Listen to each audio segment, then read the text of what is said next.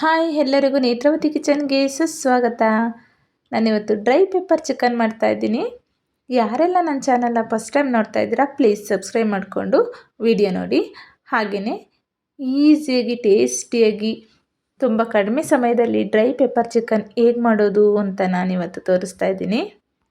ಈ ರೆಸಿಪಿನ ಬ್ಯಾಚಲರ್ಸು ಮತ್ತು ಫಸ್ಟ್ ಟೈಮ್ ಮಾಡ್ತಾ ಇರೋರು ಎಲ್ಲರಿಗೂ ಕೂಡ ತುಂಬ ಈಸಿಯಾಗಿ ಮಾಡೋವಂಥ ರೆಸಿಪಿ. ಬನ್ನಿ ಈ ರೆಸಿಪಿ ಮಾಡೋದಕ್ಕೆ ಏನೆಲ್ಲ ಇಂಗ್ರೀಡಿಯೆಂಟ್ಸ್ ನೋಡೋಣ.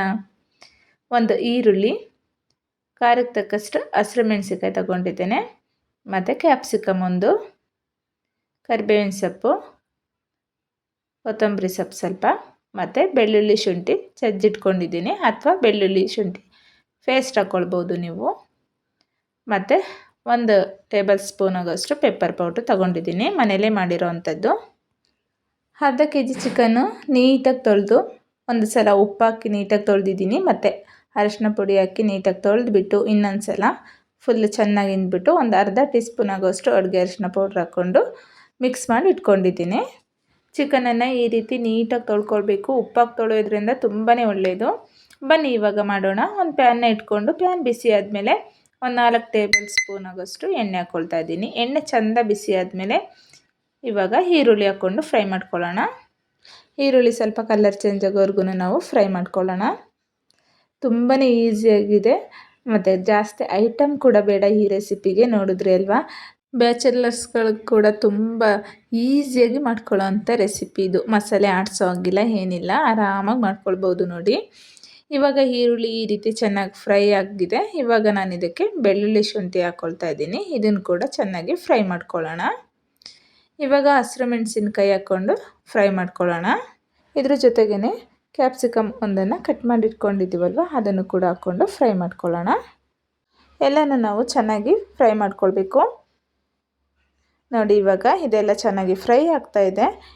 ಇವಾಗ ನಾನು ಇದಕ್ಕೆ ನಾವು ಚಿಕನನ್ನು ಸೇರಿಸ್ಕೊಳ್ಳೋಣ. ಚಿಕನ್ಗೆ ಮೊದಲೇ ನಾವು ಅಡುಗೆ ಅರಿಶಿನ ಪೌಡ್ರ್ ಹಾಕ್ಕೊಂಡು ಮಿಕ್ಸ್ ಮಾಡಿಟ್ಟಿರೋದ್ರಿಂದ ನಾನಿವಾಗ ಅಡುಗೆ ಅರಿಶಿನ ಪೌಡ್ರ್ ಹಾಕ್ಕೊಳ್ತಾ ಇಲ್ಲ. ಹಾಗಾಗಿ ಇವಾಗ ಚಿಕನನ್ನು ಸೇರಿಸ್ಕೊಂಡು ಚೆನ್ನಾಗಿ ಮಿಕ್ಸ್ ಮಾಡ್ಕೊಳ್ಳೋಣ. ನೀವೇನಾದರೂ ಚಿಕನ್ಗೆ ಅರಿಶಿನ ಪೌಡ್ರು ಮಿಕ್ಸ್ ಮಾಡಿಲ್ಲ ಅಂತ ಅಂದರೆ ಒಗ್ಗರಣೆ ಜೊತೆನೇ ನೀವು ಅರಿಶಿನ ಪೌಡ್ರನ್ನು ಸೇರಿಸ್ಕೊಳ್ಬೋದು, ಓಕೆನಾ. ಇವಾಗ ಚೆನ್ನಾಗಿ ಮಿಕ್ಸ್ ಮಾಡ್ಕೊಳ್ಳೋಣ. ಇವಾಗ ರುಚಿಗೆ ತಕ್ಕಷ್ಟು ಉಪ್ಪು ಹಾಕ್ತಾಯಿದ್ದೀನಿ.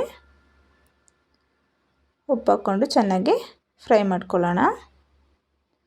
ಚಿಕನನ್ನು ಒಂದು 10 ನಿಮಿಷ ಈ ರೀತಿ ನಾವು ಚೆನ್ನಾಗಿ ಫ್ರೈ ಮಾಡ್ಕೊಳ್ಬೇಕು ನೋಡಿ. ಒಂದು ಸ್ವಲ್ಪ ಕೂಡ ಎಣ್ಣೆ ಹಾಕ್ತಾನೆ ಫ್ರೈ ಮಾಡ್ಕೊಂಡಿದ್ದೀನಿ. ಚಿಕನಲ್ಲಿ ಸ್ವಲ್ಪ ನೀರು ಬಿಡುತ್ತೆ, ಹಾಗಾಗಿ ಎಣ್ಣೆಲೆ ಚೆನ್ನಾಗಿ ಫ್ರೈ ಮಾಡಿಕೊಂಡ್ರೆ ಬೇಗನೆ ನಮಗೆ ಚಿಕನ್ನು ಬೆಂದೋಗುತ್ತೆ ನೋಡಿ. ಇವಾಗ ಒಂದು 70% ಆಗೋವಷ್ಟು ನಮಗೆ ಚಿಕನ್ನು ಬೆಂದಿದೆ ನೋಡಿ. ಈ ರೀತಿ ಚೆನ್ನಾಗಿ ಎಣ್ಣೆ ಬಿಡುವಾಗ ಚಿಕನ್ 70% ಬೆಂದಿದೆ. ಇವಾಗ ನಾನು ಇದಕ್ಕೆ ಕರಿಬೇವಿನ ಸೊಪ್ಪು ಹಾಕ್ಕೊಳ್ತಾ ಇದ್ದೀನಿ. ಇದನ್ನು ಹಾಕ್ಕೊಂಡು ಚೆನ್ನಾಗಿ ಫ್ರೈ ಮಾಡ್ಕೊಳ್ಳೋಣ. 1 ಸ್ಪೂನ್ ಆಗೋಷ್ಟು ಪೆಪ್ಪರ್ ಪೌಡ್ರನ್ನು ಹಾಕ್ಕೊಳ್ತಾ ಇದ್ದೀನಿ. 1 ಟೇಬಲ್ ಸ್ಪೂನ್ ಆಗೋಷ್ಟು ಹಾಕ್ಕೊಳ್ತಾ ಇದ್ದೀನಿ. ನಾನು ಇದನ್ನು ಮನೇಲೇ ಮಾಡಿರೋ ಅಂಥದ್ದು ಪೆಪ್ಪರ್ ಪೌಡ್ರು, ನೀವು ಅಂಗಡಿಲಿ ತಂದುಬಿಟ್ಟು ಹಾಕ್ಕೊಳ್ಬೋದು ನೋಡಿ. ಇದನ್ನು ಹಾಕ್ಕೊಂಡು ನೀಟಾಗಿ ಈ ರೀತಿ ಚೆನ್ನಾಗಿ ಮಿಕ್ಸ್ ಮಾಡಿಕೊಂಡು ಒಂದು 5 ನಿಮಿಷ ಚೆನ್ನಾಗಿ ಫ್ರೈ ಮಾಡ್ಕೊಳ್ಬೇಕು ನೋಡಿ. ಇವಾಗ ಒಂದೇ 1 ಸ್ಪೂನು ನಾನು ಸೋಯಾ ಸಾಸ್ನ ಹಾಕ್ಕೊಳ್ತಾ ಇದ್ದೀನಿ, ಕಲರ್ಗೆ ಮತ್ತು ಟೇಸ್ಟ್ಗೆ. ನೀವು ಇದನ್ನು ಸ್ಕಿಪ್ ಮಾಡ್ಕೊಳ್ಬೋದು. ನಾನು 1 ಸ್ಪೂನ್ ಹಾಕ್ಕೊಂಡಿದ್ದೀನಿ ನೋಡಿ. ಇದನ್ನು ಚೆನ್ನಾಗಿ ಫ್ರೈ ಮಾಡ್ಕೊಳ್ಳೋಣ ನೋಡಿ. ಇವಾಗ ಸೂಪರಾಗಿ ನಮಗೆ ಡ್ರೈ ಪೆಪ್ಪರ್ ಚಿಕನ್ ಅನ್ನೋದು ರೆಡಿಯಾಗಿದೆ. ನೋಡ್ತಾ ಇದ್ದೀರಲ್ವ ಎಷ್ಟು ಚೆನ್ನಾಗಿ ಕಾಣಿಸ್ತಾ ಇದೆ ಅಂತ ನೋಡಿ. ಒಂದು ಸ್ವಲ್ಪ ಕೂಡ ನೀರು ಸೇರಿಸ್ತಾನೆ ಮಾಡಿರೋವಂಥ ಡ್ರೈ ಪೆಪ್ಪರ್ ಚಿಕನ್ ತುಂಬಾ ಚೆನ್ನಾಗಿರುತ್ತೆ. ಊಟದ ಜೊತೆ ಸೈಡ್ಗೆ ಹಾಕ್ಕೊಂಡು ತಿಂತಾಯಿದ್ರೆ ಒಬ್ಬ ಎಂಥ ಟೇಸ್ಟ್ ಕೊಡುತ್ತೆ ಗೊತ್ತಾ. ನೀವೊಂದ್ಸಲ ಟ್ರೈ ಮಾಡಿ, ತುಂಬ ಈಸಿಯಾಗಿ ಮಾಡ್ಕೊಳ್ಬೋದು. ಎಲ್ಲರೂ ಕೂಡ ಇಷ್ಟಪಟ್ಟು ತಿನ್ನೋವಂಥ ರೆಸಿಪಿ ಇದು ನೋಡಿ. ಕೊನೆಗೆ ಒಂದು ಸ್ವಲ್ಪ ಕೊತ್ತಂಬರಿ ಸೊಪ್ಪು ಹಾಕ್ಕೊಂಡು ಚೆನ್ನಾಗಿ ಒಂದು ಸಲ ಮಿಕ್ಸ್ ಮಾಡ್ಕೊಂಡ್ವಿ ಅಂದರೆ ಸೂಪರಾಗಿ ಡ್ರೈ ಪೆಪ್ಪರ್ ಚಿಕನ್ ರೆಡಿಯಾಗೋಯಿತು. ನೋಡಿದ್ರಿ ಅಲ್ವಾ ಎಷ್ಟು ಈಸಿಯಾಗಿ ಮಾಡೋದು ಅಂತ. ಇವಾಗ ನಾನು ಇದನ್ನು ಒಂದು ಪ್ಲೇಟ್ಗೆ ಸರ್ವ್ ಮಾಡ್ತಾಯಿದ್ದೀನಿ ನೋಡಿ.